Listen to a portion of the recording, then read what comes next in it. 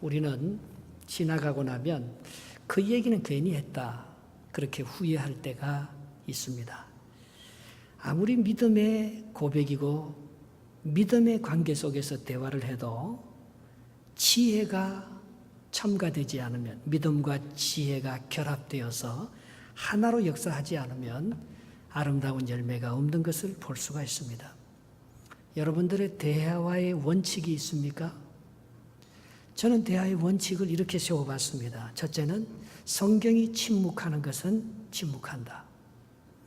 그리고 오직 하나님만이 알아야 될 신비는 건드리지 않는다. 그것은 아들도 천사들도 모르는데 내가 알려고 캐묻지 않는다. 인간의 지혜로 해석하기 까다로운 것은 기다린다. 그리고 많은 부분은 여운으로 남겨둔다. 여러분, 뭐든지 다 벗겨버리면 신비하지 않습니다. 벗을랑 말랑할 때 무엇인가 아름다운 것은 가려져 있습니다. 아무리 성경을 봐도 성경은 신비롭기만 합니다. 아무리 이해하려고 해도 내 생각과 내 지성으로는 판단하지 못하는 너무나 신비로운 것들이 성경에 참 많습니다.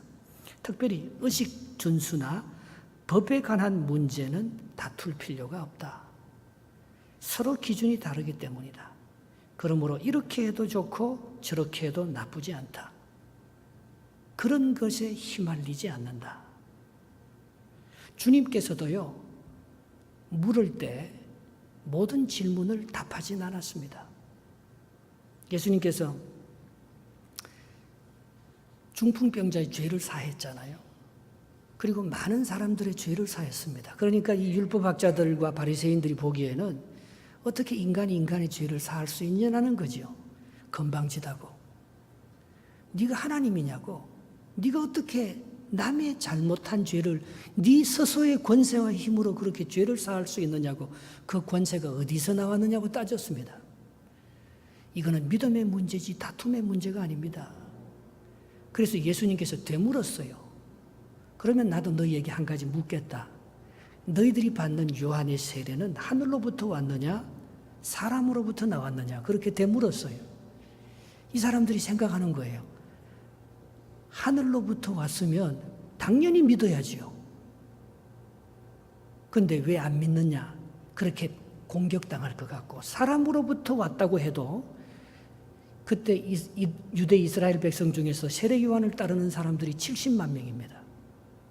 모든 사람들이 말라기 이후로 끊어진 선지자가 다시 왔다고, 회복되었다고, 모든 사람들이 세례 요한을 선지자로 알고 있는데 다른 사람들은 다 믿는데 너는 왜 안 믿느냐, 그렇게 공격당할까 봐 모르겠다 했어요. 그래서 예수님도 내가 무슨 권세로 사람들의 죄를 사하는지 나도 모르겠다. 예수님도 말하지 않았던 것입니다. 복음은 모든 자를 위한 것이지만 아무렇게나 다루어도 되는 천한 것이 아닌 것입니다. 보네퍼가 그래서 우리가 받은 은혜는 값싼 은혜가 아니고 값비싼 은혜라고 하지 않았습니까? 마태복음 7장 6절에 마태 기자는 이렇게 얘기합니다. 거룩한 것을 개에게 주지 말며 너희 진주를 돼지 앞에 던지지 말라. 그들이 그것을 발로 밟고 돌이켜 너희를 찢어 상하게 할까 염려하라. 아무리 좋은 거 줘도 개가 그 진주를 알겠습니까? 돼지가 그 거룩한 것을 알 수 있겠습니까? 모르잖아요. 예. 우리가 아무리 좋은 말을 한다고 해도 받아들일 수 있는 마음의 여유가 없으면 그건 못 받아들이는 거예요. 예. 그러나 어리석지 않은 질문도 있습니다. 이런 질문은 피하지 말고 공정하고 정직하게 부딪혀야 합니다. 그것은 주님이 우리에게 던진 질문입니다. 뭡니까? 너희는 나를 누구라 하느냐? 우리 주님이 누구인지 우리가 그것은 정말 다투어서 우리가 변론해야 합니다. 내 영혼이 나이가 들수록 나는 날마다 새로워지고 있는지, 나는 육체를 따라 살아가는 사람인가 성령을 따라 살아가는 사람인가, 나에게 진정한 이웃이 있는지, 그렇지 않으면 내 편에 속한 사람만 있는지, 내 안에 내가 죽고 그리스도가 왕 노릇하고 있는지, 내가 여전히 주인 노릇하면서 하나님의 자리에 앉아서 모든 것을 판단하고 있는지, 내가 나누는 대화는 내 주 대신 예수님을 더 돋보이게 하는 대화인가, 나의 자랑을 드러내는 대화인가. 나는 주님을 고대하면서 정말 선한 청지기처럼 예수님의 다시 오심을 기다리는 기름과 등불을 준비한 지혜로운 그런 다섯 처녀인지. 여러분, 이런 에너지는요, 선한 데 투자합니다. 그러면 우리의 속사람이 강해지고 신앙이 성장하게 되는 거예요. 그럼 성경에서는 변론을 언제 허용합니까? 칼빈은 변론의 목적을 이렇게 얘기했습니다. 변론의 목적은 딱 두 가지 뿐이라고 했어요. 그 첫 번째는 주님과 성도의 관계를 서로 세워줄 때, 그리고 영혼의 구원을 지향하는데 우리의 변론의 목적이 있다고 했습니다. 덕을 세우고 그 사람의 영혼을 구원하고 사랑하는 그거하고 무관한 변론은 다툼을 일으킬 뿐입니다. 그건 어리석은 것이죠. 욥과 욥의 친구들의 대화를 봅니다. 아주 심각하게 변론합니다. 그러나 욥과 욥의 친구들은 그 변론을 통해서 서로 아무런 유익을 얻지 못했습니다. 욥의 친구들은 욥의 고난을 판단하는 죄를 범했습니다. 친구들은 옳고 그름의 것을 가지고 어떤 것이 하나님의 기뻐하시느냐 기뻐하시지 않느냐, 자기의 그런 기준을 가지고 서로 토론하고 다투고 계속해서 욥을 정죄했습니다. 그러나 그것은 욥의 고난의 극복에 아무런 도움이 되지 못했습니다. 그들에게는 선악을 분별하는 놀라운 지혜를 가졌습니다.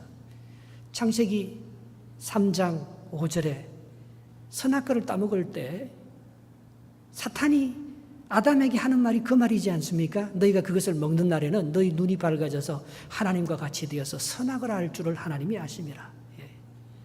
선악과를 따먹은 우리는요, 이거는 맞는 일이고 이거는 틀리는 일이고 이건 이렇게 해야지 되고 저건 저렇게 해야지 되고 우리는 계속해서 그걸 주장합니다. 오늘 욥의 친구들도 욥에게 마찬가지로 그 잣대를 가지고 상대방을 판단합니다. 그러나 그것은 욥의 인내보다도 옳지 못했습니다. 욥기 42장 8절에 이렇게 말합니다. 그 뒷부분에 가면 내가 그를 기쁘게 받으리니 너희가 우매한 만큼 너희에게 갚지 아니하리라. 이는 너희가 나를 가리켜 한 말이 내 종 욥의 말같이 옳지 못하다. 그렇게 옳고 그름을 가지고 판단하고 얘기했는데도요, 욥의 인내가 그들의 수많은 말보다도 더 옳다는 거예요.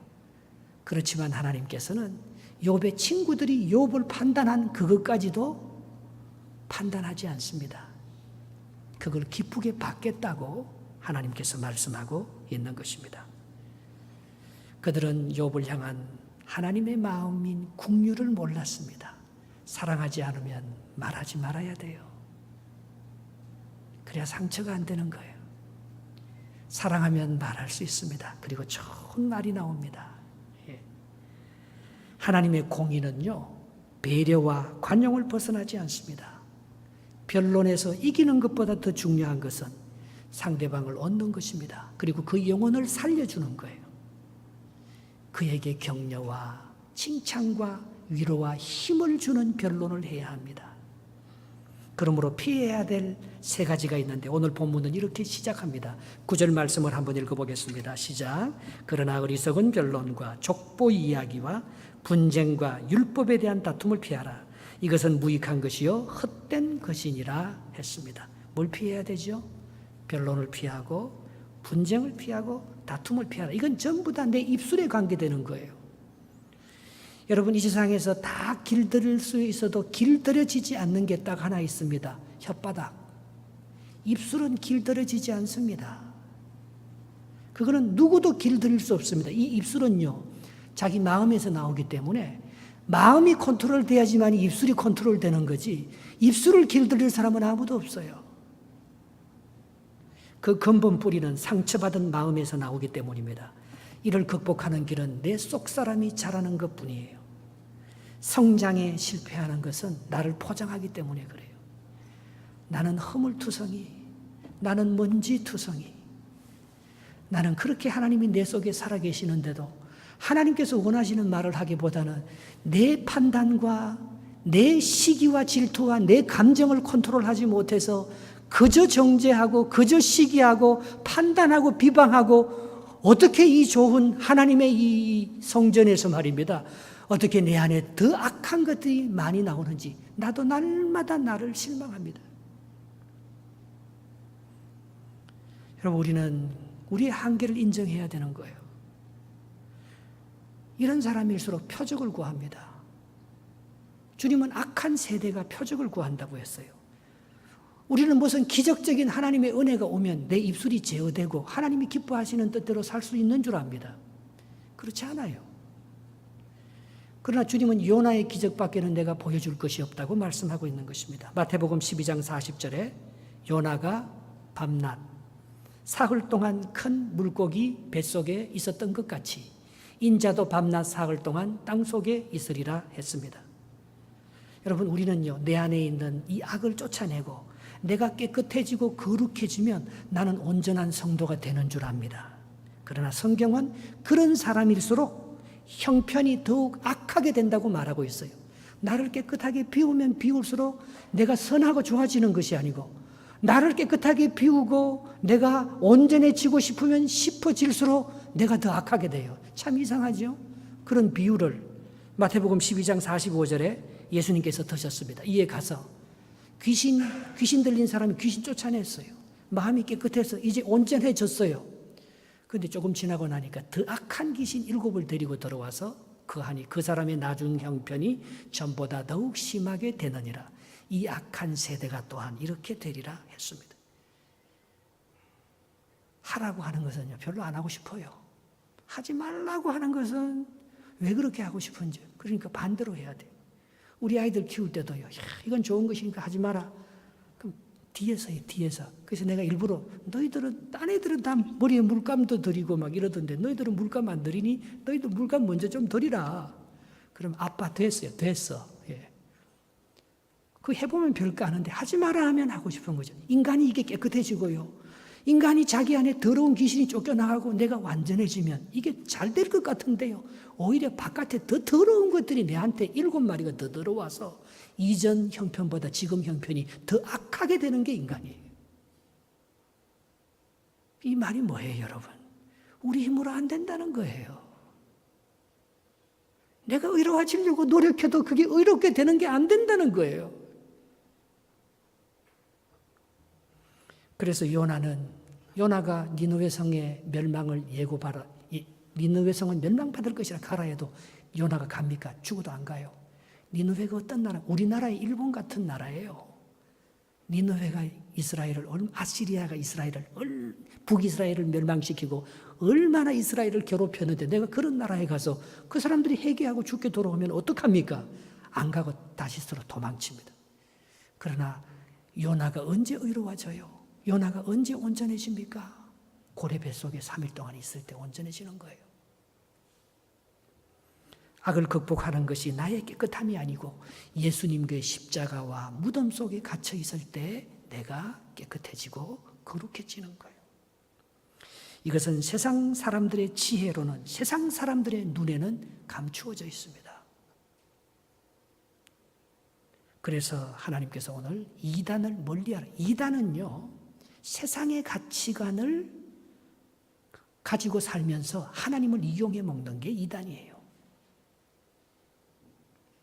그런 사람은 정말 거룩하지 않으면서 다른 사람을 자기 교리로 그 사람을 가두는 거예요. 그건 우리에게 자유를 줄 수도 없고 우리를 거룩하게 할 수도, 그걸 완전하게 할 수도 없어요.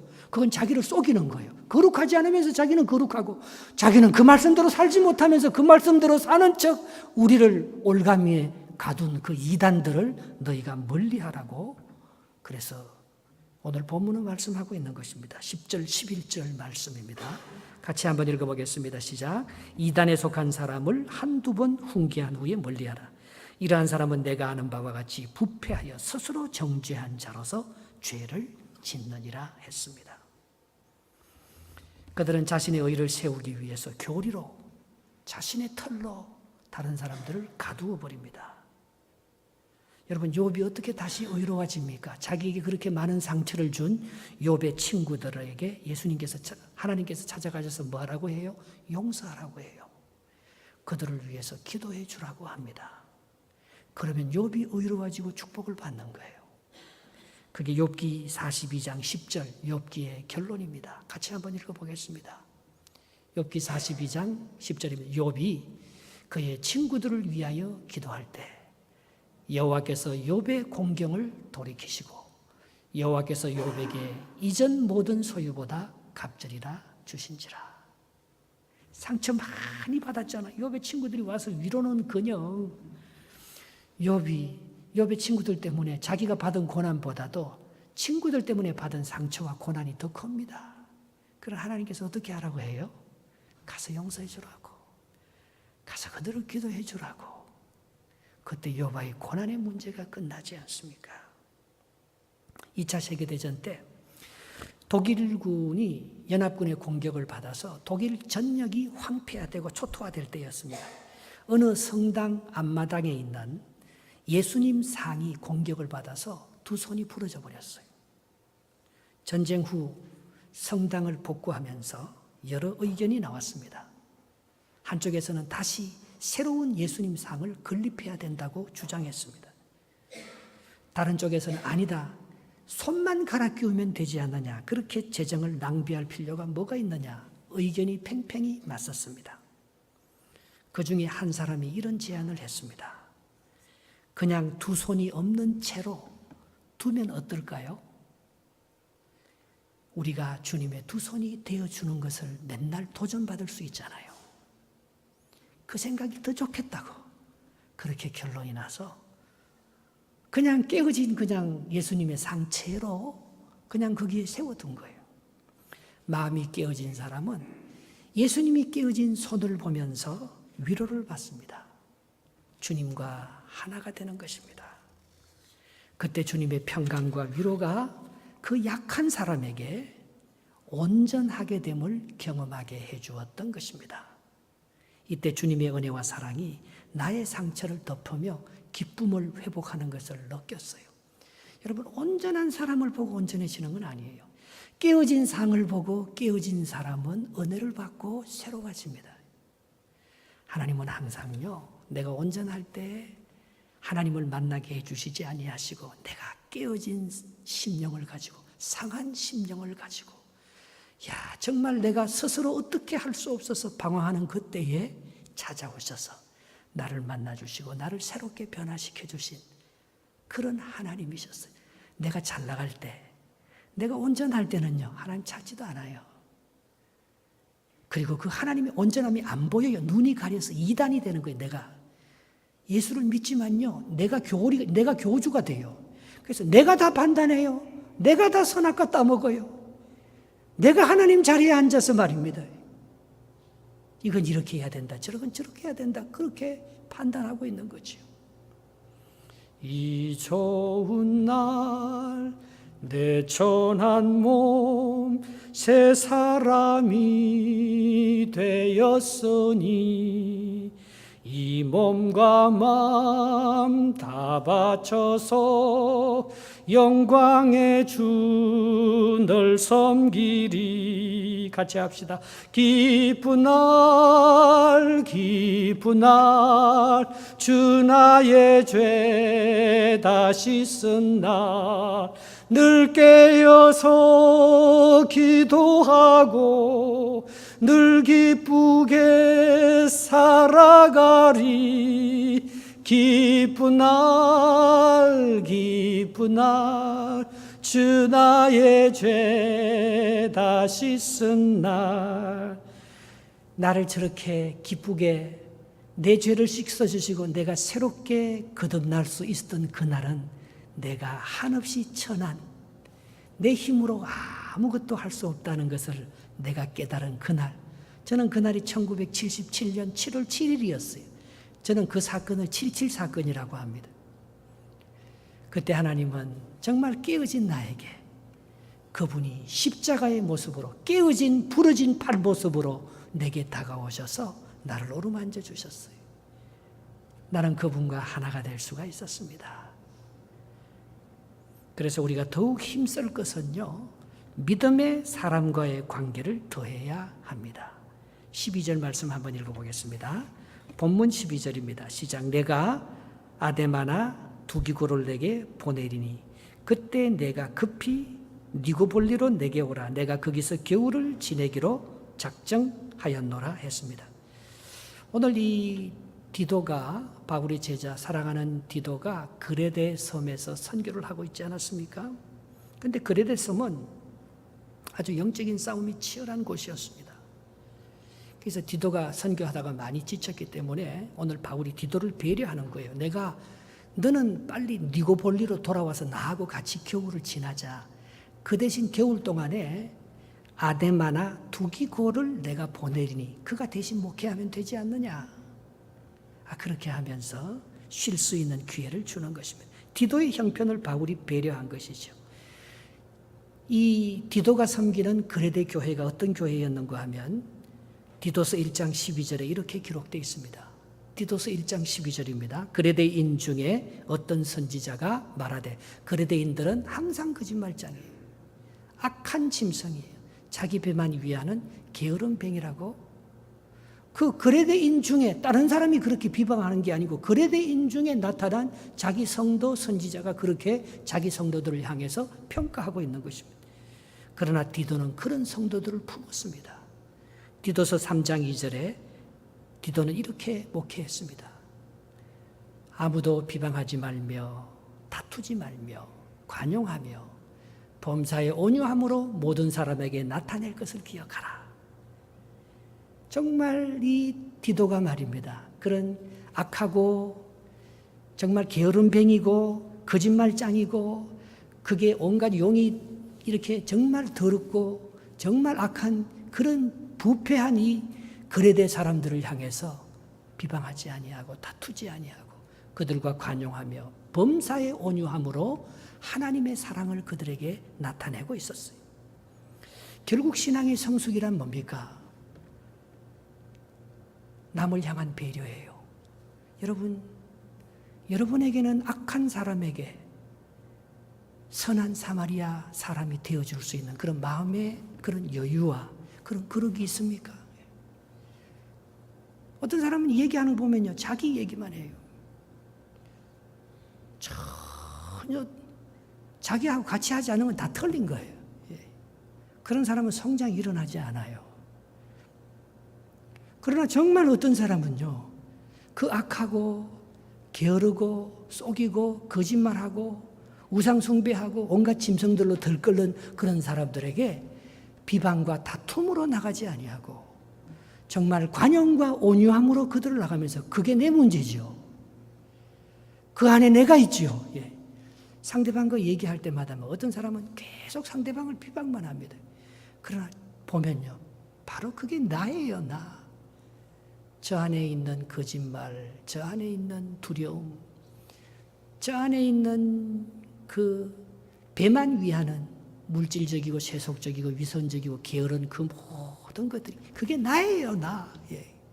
그러니까 그걸 내가 나를 용서하고 또 관용하고 품듯이 온유함으로 오늘 디도는요, 이 그레데 사람들을 품는 거예요.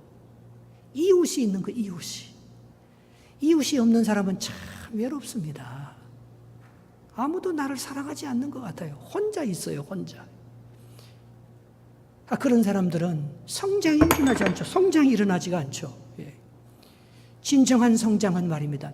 내가 바로 그런 한계에 부딪히는 연약한 사람인 줄 알고 그런 사람을 품으면 말입니다. 성령의 역사가 있어요.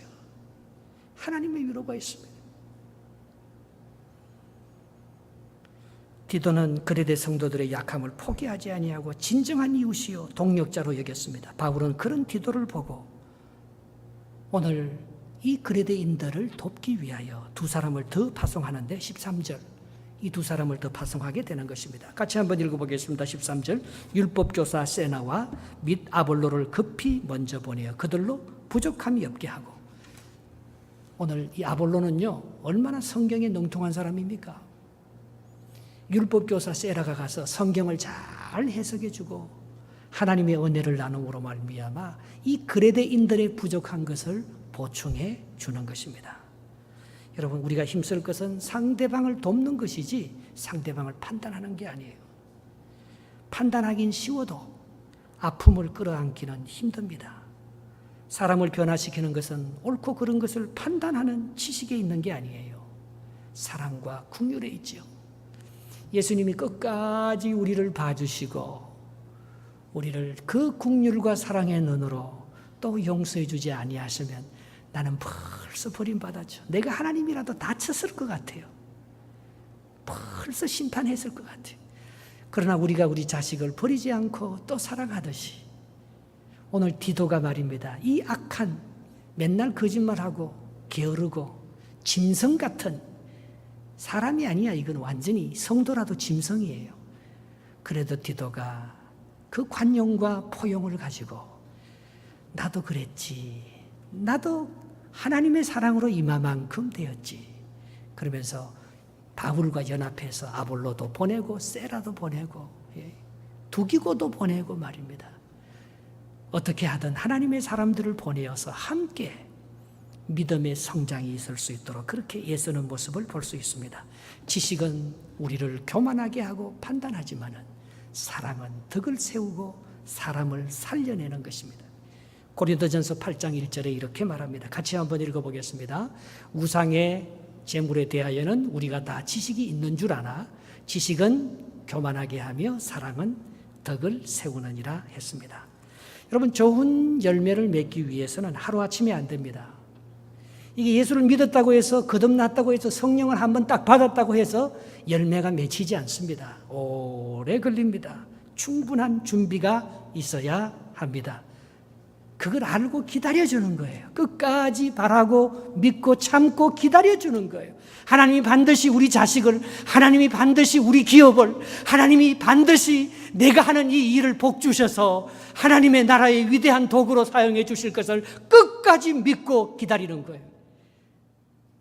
오늘 14절에 이렇게 고백하고 있습니다. 14절 말씀 한번 읽어보겠습니다. 시작. 또 우리 사람들도 열매 없는 자가 되지 않게 하기 위하여 필요한 것을 준비하는 좋은 일에 힘쓰기를 배우게 하라 했습니다. 여러분, 우리는요, 한 가지를 갖고도 한 가지만 모자라도 좋은 열매를 못 맺어요. 모든 조건이 다 구비되어야 돼요. 한쪽으로 치우치면 좋은 신앙생활을 하지 못합니다. 모든 것들을 다 이렇게 고루고루 비타민 A, 비타민 B, 비타민 C, 비타민 D 다 그게 하나가 모자라면 다 결핍이 일어나서 바로 그 부분에 문제가 생기고 병이 오듯이 말입니다. 우리의 영적인 영양분도 마찬가지잖아요. 그 중에 안식도 들어가야 합니다. 안식은 촉매작용을 합니다. 참된 안식은 평소에 보지 못하는 신비한 창조의 신비 하나님을 새롭게 만나게 합니다. 저는 지난 한 주간 동안 휴가를 가셨습니다.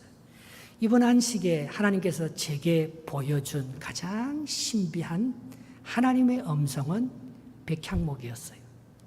백향목. 근데 우리 집에도 백향목을 좀 심어봤거든요. 펜스를 만들려고 백향목을 심어봤어요. 근데 잘 안 자라더라고요. 근데 백향목이 가장 잘 자라는 텃밭이 있어요. 그것이 반석이었습니다. 그래서 높은 산에 올라간다든지 깊은 계곡에서 물이 만나는 그곳에 돌이 많은 곳에 백향목이 잘 자랍니다. 여러분, 지난주에 저는요, 반석이 되신 예수 그리스도를 설명했어요. 나는 캐나다에는 흙만 있고 돌이 없는 줄 알았더니만 이번에 제가 터벅머리하고 저 위쪽으로 올라가서 쉬었는데요. 거긴 전부 돌이더라고요. 이 돌, 반석에서 샘수가 나오잖아요. 반석에서 오병이의 기적, 멘사 크리스토가 일어났잖아요. 마찬가지로 반석에서 백향목이 나오더라고요. 그걸 이번에 새롭게 발견했는데 나는 예수 그리스도를 만나는 것처럼 얼마나 감격스럽고 신비한 휴가였는지 몰라요. 제가 바위를 밟고요, 높은 산으로 계속 오르는데 백향목뿐이었어요. 백향목으로 쫙 덮여 있는 거예요.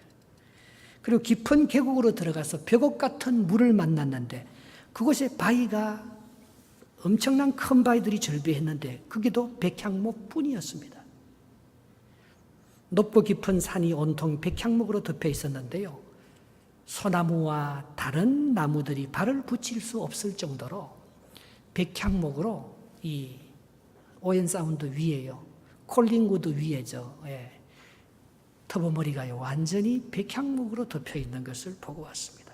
백향목은 소나무하고 다르게 잎이 찌르지 않고 연하고 부드럽습니다. 그런데 나무의 재질은 단단하고 향기가 그윽해서 건축 재료로 가장 많이 사용되는데요. 나무의 왕이래요. 동물로 말하면 사자. 그것이 백향목이라고 했습니다.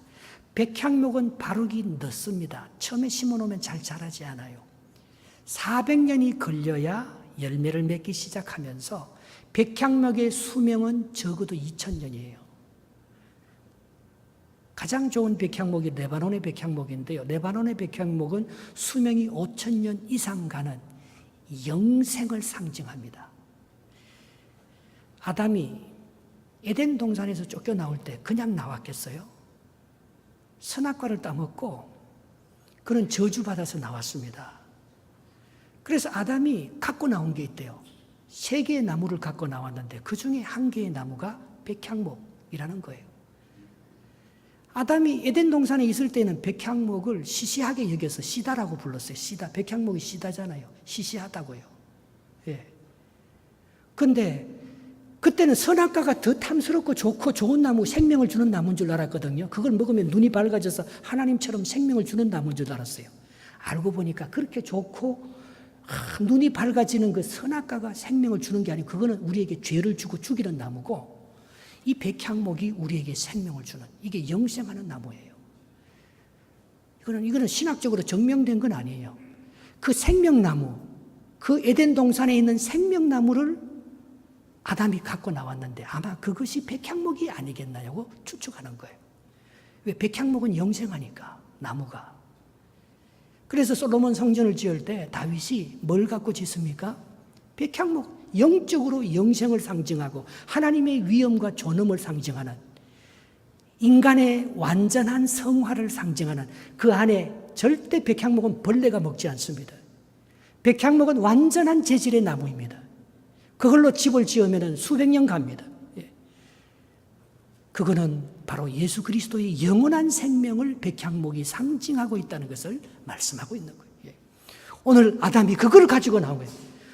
전에는 시시하다고 여겼는데 바로 그 백향목이 그 나무가 반석인 예수 그리스도에게서 나타나는 생명을 살리는 생명나무인 것을 깨달았을 때 아담의 제2 아담의 후손으로 온 예수 그리스도가 참 우리의 생명나무가 되셔서 우리에게 영생을 줄 수 있었던 것입니다. 여러분, 좋은 나무는 좋은 열매는 하루아침에 맺혀지지 않습니다. 백향목은요 400년 가야 생산하기 시작하는 거예요. 그리고 2000년 가야 성인이 되는 거예요. 그리고 5000년이 넘어도 백향목은 벌레 한 마리 생기지 않으면서요 그 부드러움을 가지고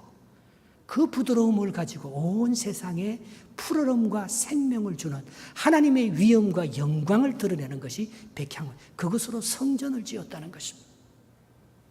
베토벤은 한 줄의 악보를 쓰기 위해서 5번 고쳤다고 합니다. 나이가 먹고 시간이 흐르면 저절로 우리의 상태가 좋아지는 게 아닙니다.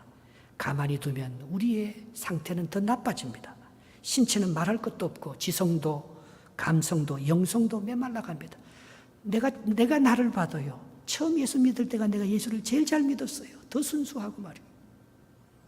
목사가 되고 신앙생활을 많이 하면 내가 더 주님께 가까워지고 좋아지는 게 아니고 여러 가지 상처와 아픔으로 말미암아 오히려 주님께 멀어지고 하나님이 내 속에 역사하는데도 하나님의 역사보다는 내 고집이 더 세지고 내 판단이 더 세지고 내 힘으로 뭔가 하려고 자꾸 하고 그런 나의 모습을 보면서 내가 하나님의 영생에서는 멀어져 가는구나.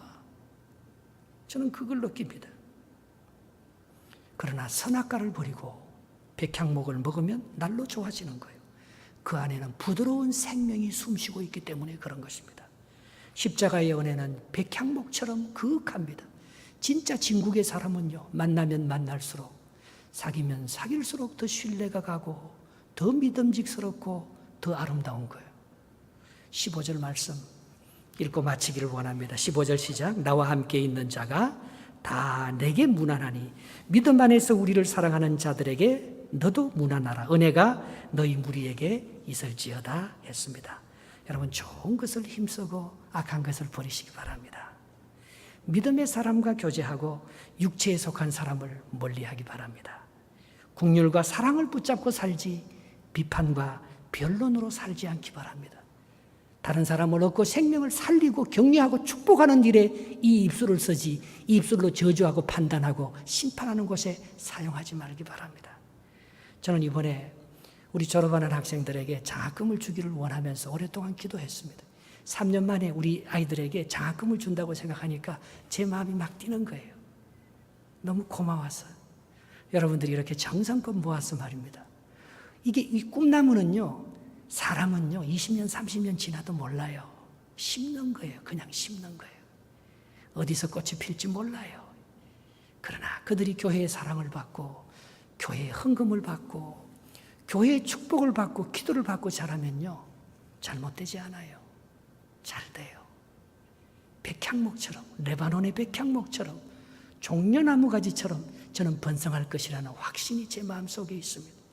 시편 92편 12절 13절 같이 한번 읽어보겠습니다.